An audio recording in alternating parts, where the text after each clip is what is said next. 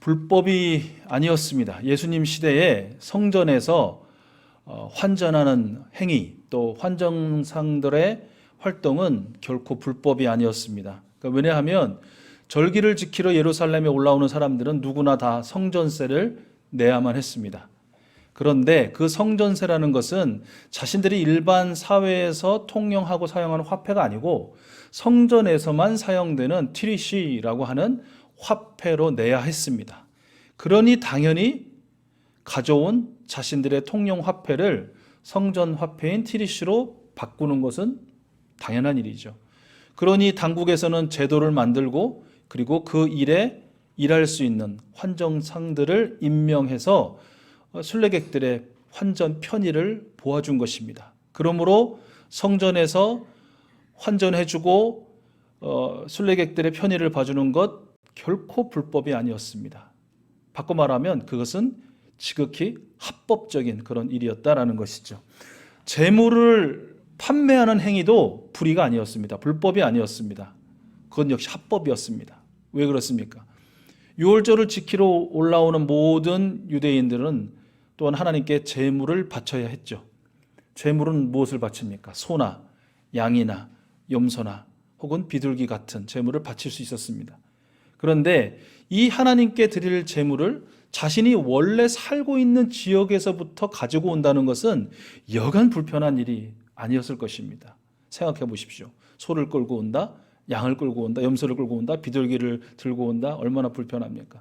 혹여나 오는 동안 그 제물에 조금이라도 상처가 나면 그것은 하나님께 드릴 수 없는 제물이 되어버리는 것입니다. 왜냐하면 하나님께는 흠도 점도 없는 온전한 제물만 드려야 했기 때문이라는 것이죠. 그러므로 그저 몸만 열심히 와서 제물을 드리기 직전에 성전에서 제물을 사서 하나님께 드리는 것은 굉장히 합리적인 그런 일이었습니다. 이런 일들을 위해서 제물을 판매하는 일 역시 합법이었고 판매하는 사람들의 활동도 결코 불법이 아니었다라는 것이죠. 이런 의미에서 보면 오늘 우리가 함께 읽은 이 말씀, 익숙한 말씀이실 수도 있는데 예수님의 이런 행동은 굉장히 위험해 보입니다. 왜 위험한 것입니까? 굉장히 제도적으로도 합법적이고 또 그 법 테두리 안에서 환전상으로 일하고 있고 재물 판매자로 일하고 있는 사람들의 공무 또는 개인 사업을 예수님께서 지금 엄청나게 방해하고 있는 꼴이거든요. 막 채찍을 만들어서 물리적인 힘을 가해서 환정상들을 내쫓고 또 이 재물 판매자들을 내쫓는 그런 모습 보이지 않습니까? 심지어는 그 사람들을 가리켜서 그 많은 대중들이 보고 있는데 이 강도 자식들이라고 하면서 입에 담을 수 없는 그런 욕설을 퍼붓고 계시기 때문이다라는 것이죠. 당장이라도 출동한 공권력에 의해서 체포되고 또 신문받고 구금되어도 전혀 이상하지 않는 그런 일이었다라는 것이죠. 근데 예수님의 이러한 행위보다 더 이상한 게 있어요. 더 이상한 점 안 보이세요? 왜 그랬습니까? 이렇게 굉장히 합법을 불이라고 불법이라고 하고 막 뒤집어 엎는 어찌 보면 좀 정신 나간 좀 미친 사람처럼 보이는 예수님의 행동에 대해서 아무도 제지를 안 해요. 아무도 그만두라고 말하는 사람이 없더라는 것이죠. 예수님에 의해서 쫓겨난 그 환전상들, 재물 판매업자들 억울할 법도 한데 그냥 다 그 시간부로 성 밖으로 다 달려버렸습니다. 도망가 버렸습니다. 그리고 이 제도를 만든 사람들 앞에 나서지 못하고 예수님한테 뭐라고 하지 못하고 뒤에 숨어서 어떻게 하면 이 예수라는 인간을 죽일 것인가, 없애버릴 것인가 논의했다라고 그렇게 기록이 되어 있습니다. 그리고 일반 백성들은 오히려 더 그러한 예수님께로 구름대처럼 몰려드는 그런 상황이 펼쳐진 것입니다. 왜 그랬을까요? 그 이유가 무엇일까요? 여기 합법입니다. 근데 합법이 아니라고 판을 뒤집어 엎어버리는 정신 나간 사람이 있습니다. 근데 그 사람에 대해서 누구도 제지하지 못하고 말을 못하고 오히려 사람들이 그 사람한테 몰려드는 이런 모습들, 이런 현상들 왜 일어나게 되었을까요? 대제사장을 비롯한 그 당시 종교 귀족들 환전제도 당연히 만들었겠죠. 그리고 그 환전제도를 아래서 그 일할 사람들을 선발해서 환전상이라는 그런 직책을 부여했을 것입니다. 전해지는 바에 의하면 그 직책을 부여하면서 종교 권력자들이 엄청난 뒷돈을 받아 챙겼다라는 것이죠. 그리고 그 환전 수수료라는 것이 붙을 거 아닙니까? 그렇죠. 여러분, 우리나라 돈을 만약에 달러로 바꾼다. 또 여러분이 여행하시는 그런 국가의 화폐로 바꾼다면 환전 수수료라는 게 붙지 않습니까? 마찬가지죠. 다른 나라의 화폐를 우리나라 돈으로 바꾸는 것도 수수료가 당연히 붙습니다. 여러분은 어떤 수수료를 찾아 헤매십니까?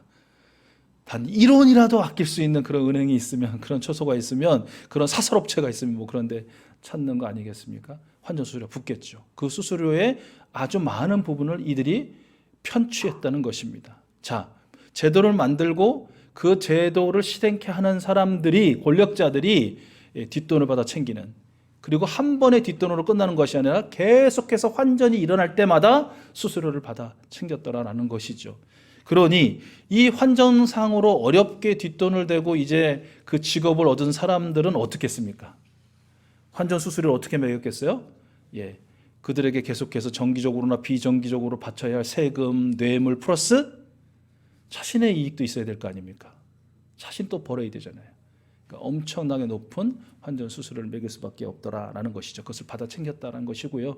자, 이러한 그 불의와 불법을 통해서 발생되는 그 모든 피해는 누가 다 받습니까? 그 먼 길, 그 힘들게 오직 하나님만을 예배하고 하나님께 제사하고 하나님의 은혜를 받기를 사모했던 그 일반 백성들, 고스란히 질 수밖에 없었다라는 것이죠. 이 재물 판매 분야도 마찬가지이겠죠. 환전상과 마찬가지도 재물을 판매하는 사람들에게 그 직책을 부여하면서 역시 뒷돈을 받아 챙겼을 것입니다.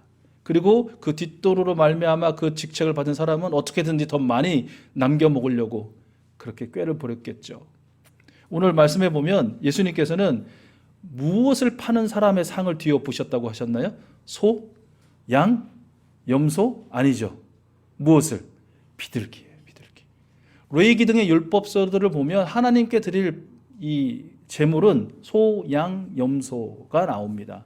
그런데 소나 양이나 염소를 바칠 수 없을 만큼 가난한 사람이 있잖아요. 바치고 싶어도 바칠 수 없는, 넉넉해서 바칠 수만 있다면 얼마나 좋겠습니까? 그러나 바칠 수 없는 그런 사람들을 위해서 하나님께서 제물을 바치라고 말씀하신 것이 바로 그것이 비둘기였습니다. 비둘기라는 것도 통해서라도 나에게 너의 마음을 바쳐라. 하나님께서 이제 그런 여지를 열어주신 것이죠. 그런데 그 당시 재물 판매상들은 전해지는 기록에 의하면 이 비둘기 값을 최소 일반 시중 가격의 5배, 때로는 수십 배에 이를 만큼 더한 그 값을 붙여가지고 팔아먹었다는 거예요. 판매했다는 것이에요. 여러분 아시지만 아까도 말씀드리겠지만 비둘기 재물 누가 삽니까? 돈 없는 사람 사는 거 아닙니까? 가난한 사람들이 사는 거 아닙니까? 어떻게 보면 자신의 그 하루치 다 굶고 때로는 한 주치를 다 굶고라서 이 비둘기라도 사서 자신의 배는 굵지만 하나님께 예물 드리기를 기뻐하는 그런 사람들이 정성으로 사는 것 아닙니까? 그런데 그 가난한 사람들의 그 고역을 쥐어짜는 행태를 그들이 보였다라는 것이죠. 그래서 오늘 예수님께서는 우리가 함께 읽은 이 12절 13절의 말씀에서 보듯이 어쩌면 정신 나간 사람처럼 보이는 그 모습을 보이셨던 것이죠. 기득권자들도 그들에게 기생해서 이익을 편취하는 자들도 심지어 그들로 인해서 고역을 당하고 있는 일반 사람들조차도 아무도 말하지 않는, 아무도 드러내지 않는, 아무도 밝히지 않는 이 합법이라는 허울 아래 자행되는 그 불법과 불의를, 그 죄악을 예수님께서는 드러내시고 밝히시고 심판하신 것이다 라는 것이죠. 예수님께서는 이 불의를 제도화하면서 그 불의의 그 그늘 아래서 자신의 유익을 취하는 자들을 향해서 심판을 선고하신 것이고요. 그것으로 인해서 눈물을 흘리고 가슴치고 고통당하는 가난한 사람들의 그 사람들에게는 회복과 치유와 또 은혜의 은총을 부어주신 것입니다. 우리가 14절 말씀 함께 읽었지만 짧지만 12절 13절에 강렬한 성령 전화 사건 이후에 예수님께서 하신 것이 자신에게 구름대처럼 몰려드는 그 병들고 가난한 자들을 고쳐주신 거예요. 그들의 마음을 어루만져 주셨더라라는 것이 오늘 성경 말씀의 기록입니다. 여러분, 설명드린 이 당시의 그 합법의 허울 아래 저질러지는 이 불법과 불의들의 그 기시감이라는 것이 흐릿하십니까? 또렷하십니까? 또렷하지 않습니까? 분명하지 않습니까? 왜요? 2000년 전 그 시대 그 상황이나 2000년이 훨씬 지난 오늘 이 시대의 상황도 뭐 그렇게 크게 달라 보이지 않기 때문이다라는 것이죠. 여러분, 이 말씀의 그 빛에 오늘 한번 우리의 현장을, 우리의 사회를, 우리의 삶을 비춰보시죠. 우리는 어떻습니까? 우리도 역시 합법이라는 그 허울 좋은 빛 아래에 그 짙은 그림자만큼 드러나고 있는 그 불의와 불법들이 만연하고 있지는 않은지요. 지난주 연합뉴스 기사 중에 이런 기사가 있었습니다. 그것은 뭐냐면 정부 공직자윤리위원회에서 재산 공개를 해야 할 공직자들의 그 재산을 관보에 이렇게 이제 게재했다라는 그런 기사였습니다. 한 2037명 정도가 그 대상이었는데 이분들이 관보를 통해서 공개한 재산은 평균 19억 4천여만 원 정도였다고 합니다. 그중에 서울의 한 구청장은 532억 6천만 원, 그리고 대통령실의 한 비서관은 443억 9천만 원, 그리고 한 공기업 회장은 311억 6천만 원을 신고를 했다고 합니다. 별로 놀라지도 않으시는, 얼마나 재산들이 많으시면 여러분, 이 고위공직자들의 이 재산이 얼마다, 그래서 그 많다라는 것을 우리가 정당한 이유 없이 사유 없이 비난하거나 정죄해서는 결코 안 될 것입니다.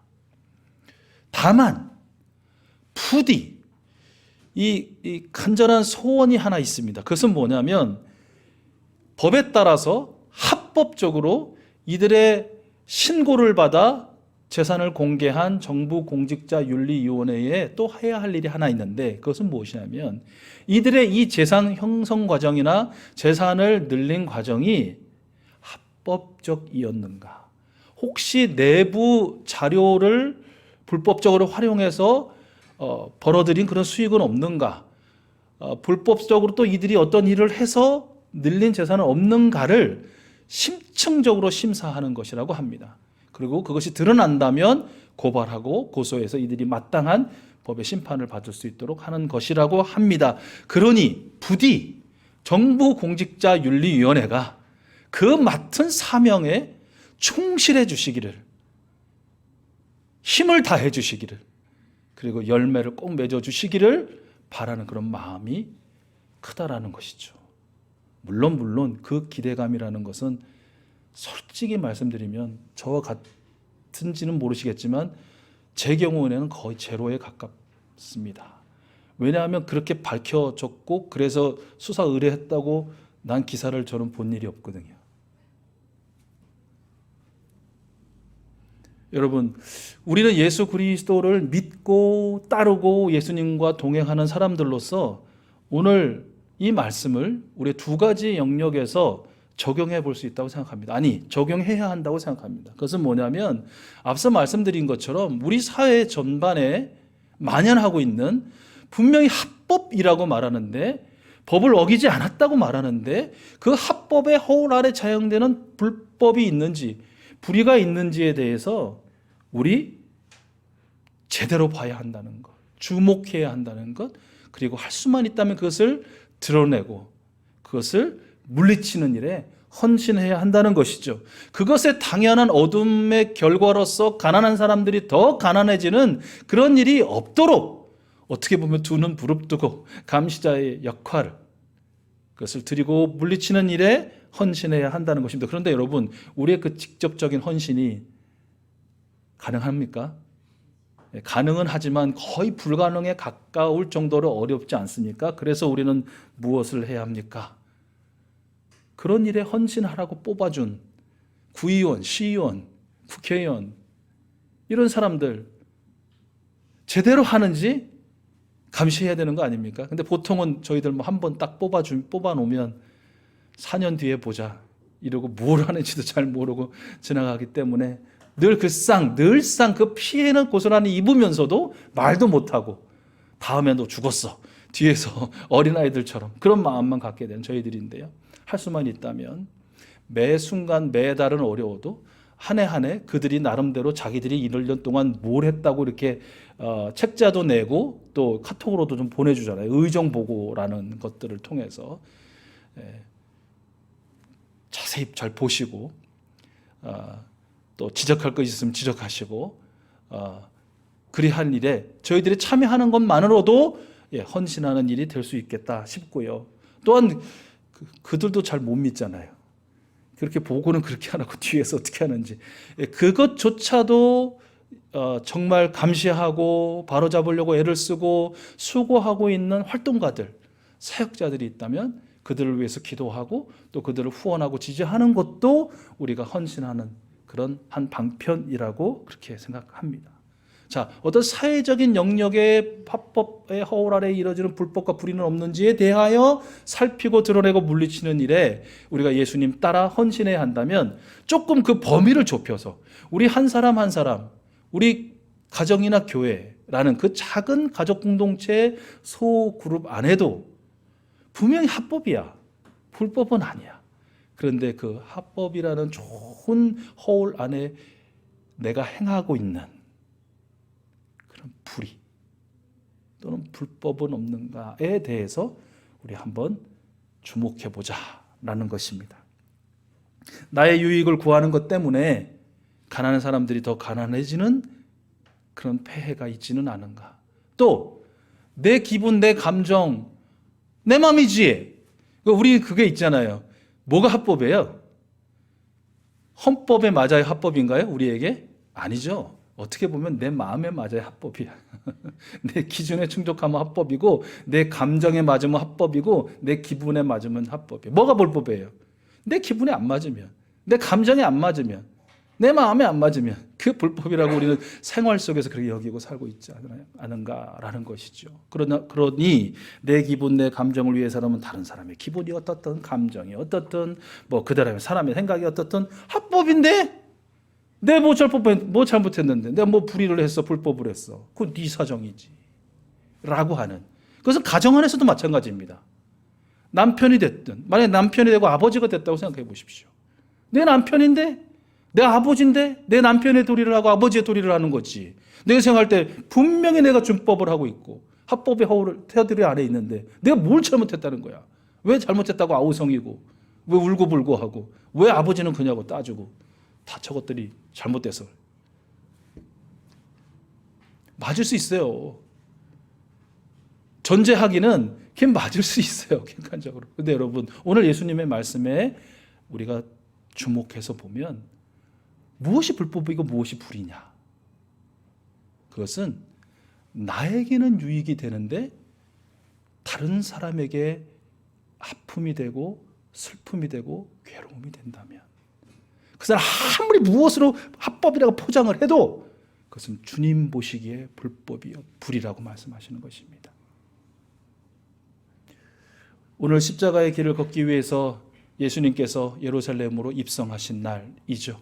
그리고 이제 오는 금요일 십자가를 지시기까지 예루살렘에서 마지막 한 주간을 보내시게 되실 것입니다. 그리고 어쩌면 그 첫 번째 사역을 오늘 우리가 함께 대한 이 성전 정화 사건이라고 부르는 이 사건을 우리에게 다시 한번 보여주셨고 들려주셨습니다. 이것을 통해서 오늘 이 시간 예수님께서 말씀해 주십니다.